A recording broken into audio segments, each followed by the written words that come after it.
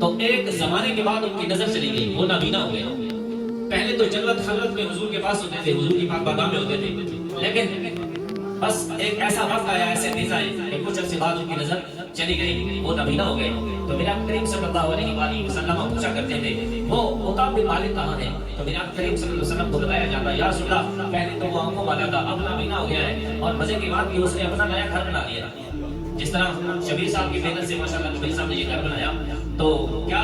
عرض کی جاتی ہے کہ یا رسول اللہ اس نابینا صحابی نے نیا گھر بنایا ہے اور اس کا گھر بھی تھوڑا دور ہے، سائڈ پہ ہے، تو اس وجہ سے یا رسول اللہ نظر نہ آنے کی وجہ سے، دوری کی وجہ سے وہ آپ کی پاک بارگاہ میں حاضر نہیں ہو سکتا۔ تو قربان جائے اللہ کے محبوب صلی اللہ علیہ وآلہ وسلم رحمت ہی رحمت ہے، اپنوں کے لیے رحمت، بیگانوں کے لیے رحمت، غیروں کے لیے رحمت۔ میرے آقا کریم صلی اللہ علیہ وآلہ وسلم نے ایک دن فرمایا اے میرے غلاموں عطاء بن مالک کے پاس نہ چلے، سبحان اللہ، عطاء بن مالک کے پاس نہ چلے۔ صحابہ کرام لبیک یا رسول اللہ، یا رسول اللہ حاضر ہے جدھر آپ نہیں جانا چاہیں، یا رسول اللہ تو دن کو حاضر ہے، ہم تو رات کو حاضر ہے، ہم صبح حاضر ہیں، ہم شام کو حاضر ہیں، یا رسول اللہ جدھر بھی آپ لے جانا چاہیں، جی بسم اللہ۔ میرے آقا کریم صلی اللہ علیہ وآلہ وسلم قافلے کے ساتھ حضرت عطاء بن مالک کے گھر چلے گئے جو نابینا تھے۔ جب اس کو پتا چلا کہ اللہ کے محبوب آ گئے ہیں، آمنہ کے لال آ گئے ہیں، قربان جائیں آپ کے ساتھ صحابہ کرام رضوان اللہ علیہم اجمعین، اور آپ کے ساتھ حضور کے ساتھ حضرت مولا کائنات بھی ہے، حضرت حسن مجتبی بھی ہے، اور حضرت امام علی مقام حضرت امام حسین بھی رضی اللہ عنہ آپ بھی ہیں۔ جب اس کو پتا چلا اس کے بارے میں آئے ہو گئے، اور یقین جانیے وہ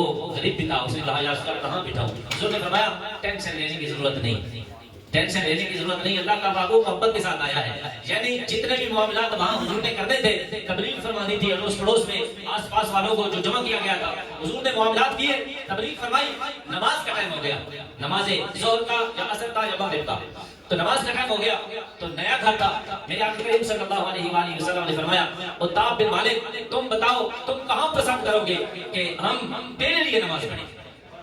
نماز کس کے لیے ہوتی ہے؟ اللہ کے لیے، لیکن حضور کیا فرما رہے ہیں تم کہاں پسند کرو گے، تمہارا نیا گھر ہے، ہم تیرے لیے نماز پڑھیں۔ اس کا مطلب یہ تھا کہ میرے حضور فرماتے اے عطاء بن مالک جب تو آنکھوں والا تھا تو ہمارے پیچھے آ کے ہمارے ساتھ نماز پڑھتا تھا، جب اللہ تبارک و تعالیٰ نے آنکھوں کا نور لے لیا تو نبی نہ ہو گیا تو اب تو نماز ہمارے ساتھ تو نہیں پڑھ سکتا۔ میرے حضور نے فرمایا ہم تیرے لیے نماز اس وجہ سے پڑھیں گے پڑھائیں گے کہ اللہ کا محبوب آ کے نماز پڑھے گا، امامت کرائے گا، تو ہمارے ساتھ پیچھے ہمارے ساتھ نماز ادا کرے۔